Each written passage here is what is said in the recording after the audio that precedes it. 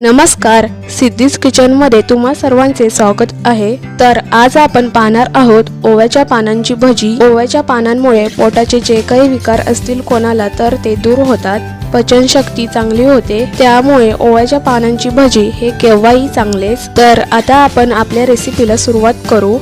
त्यासाठी मी इथे 2 ते 3 वेळा पाण्याने स्वच्छ धुवून देठांसकट ओव्याची पाने घेतलेली आहे।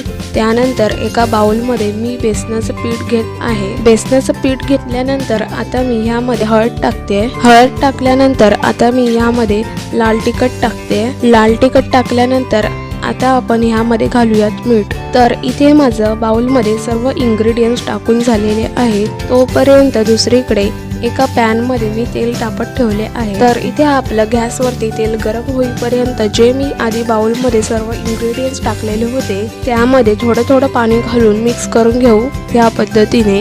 आणि हे इथे आपण भजी तळण्यासाठी जे पीठ तयार केलेले आहे ते इथे जास्त पातळ पण नको किंवा जास्त घट्ट पण नको, त्यामुळे मीडियम मध्येच पीठ आपल्याला तयार करायचं आहे। तर इथे तुम्ही पाहू शकता की माझं पीठ रेडी झालेलं आहे।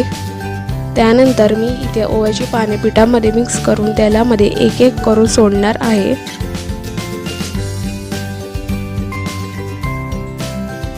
ओव्याची पाने तेलामध्ये सोडल्यानंतर तुम्ही इथे पाहू शकता की आपली इथे ओव्याच्या पानांची भजी मस्तपैकी फुगलेली आहे। तर आता मी हे झाऱ्याच्या सहाय्याने परतून घेते। ओव्याच्या पानांची भजी हे आपल्याला जास्त सुद्धा परतून घ्यायचं नाही आहे, त्यामुळे मी इथे एकदा दोनदाच परतून घेतलेला आहे, हे तुम्ही सुद्धा पाहू शकता। तर आता आपली ओव्याच्या पानांची भजी रेडी झालेली आहे। तर आता मी हे एका प्लेट मध्ये काढून घेते। तुम्ही ही भजी सॉस बरोबर किंवा शेजवान चटणी बरोबर सुद्धा खाऊ शकता। आणि ही अशी कुरकुरीत भजी तुम्ही सुद्धा घरी जरूर ट्राय करून पहा आणि कशी झाली आहे हे मला कमेंट करून नक्कीच कळवा। तुम्हाला जर आजचा व्हिडिओ आवडला असेल तर व्हिडिओला लाईक करा आणि जास्तीत जास्त लोकांना शेअर करा।